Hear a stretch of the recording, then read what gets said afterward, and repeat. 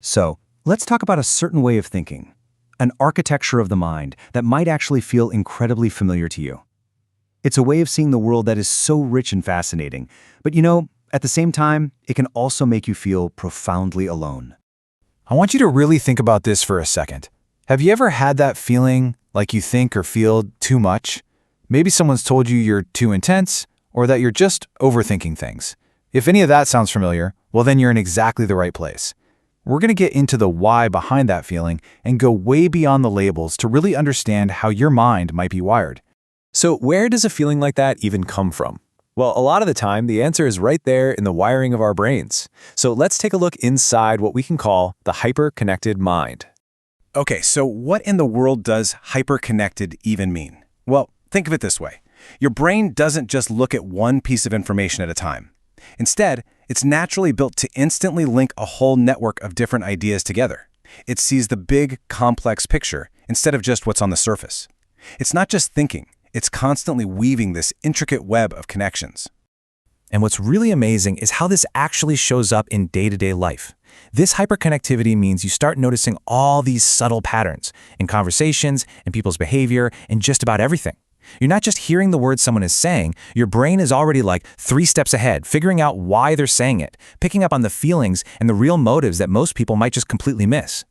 So when you have a mind that is always on, always making these deep connections, it makes total sense that your social battery might work a little differently. Let's dig into how this incredibly busy inner world creates the need for a quiet outer one. This quote just nails it, doesn't it? Enjoying your own company, enjoying that solitude, it's not about being antisocial, not at all. It's simply that your own thoughts, your own inner world, are already so incredibly stimulating. Sometimes, constant social events can feel less like a connection and more like an interruption to a really interesting conversation you were already having with yourself. And of course, this leads right to the classic struggle with small talk. I mean, when your mind is just hungry for depth, you want to talk about big ideas, about psychology, or just something real, that surface-level chit-chat can feel completely draining. It's a real challenge to find other people who share that same kind of intense curiosity.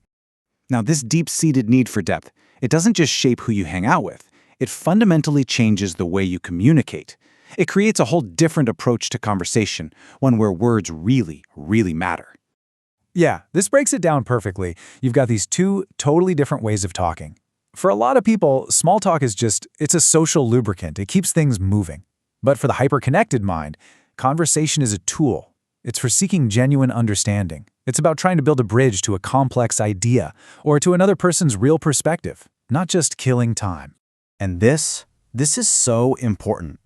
That little pause you might take before speaking, it gets mistaken for shyness or insecurity all the time. But what's actually happening is this high-speed analysis in your head. Your brain is running through all the potential meanings and consequences of your words in just a split second. It's not social anxiety, it's just deep processing in action. All right, so we've talked about how this kind of mind thinks and communicates. But what's the real driver behind it all? Let's get to the core motivation, that internal compass that guides everything we've been talking about. The engine behind all of this is something called metacognition. It's a fancy word, but it just means the ability to think about your own thinking. It's like you can step outside of yourself and analyze your own thought processes. And that is the fuel for self-awareness, for self-critique, and for that constant, sometimes exhausting, drive for personal growth. And this metacognition leads you straight to these core drivers. You don't question tradition just to be difficult. You do it because you're genuinely trying to find a better, more logical way. It's this deep need to value what's honest and authentic, even if, and sometimes especially if, that truth makes other people a little uncomfortable. And this quote just brings it all home. If you've ever felt different, or like you're just not quite in sync with the world around you, maybe it's not a flaw. It might just be that your entire operating system is built on this one powerful idea.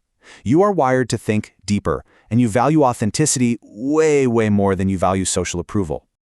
So we'll just leave you with this final thought. What if all these things, the deep thinking, the need for quiet, choosing your words so carefully, what if they aren't bugs in your system that you need to fix? What if that complex, analytical, authentic way you experience the world isn't a burden at all, but is actually your greatest strength?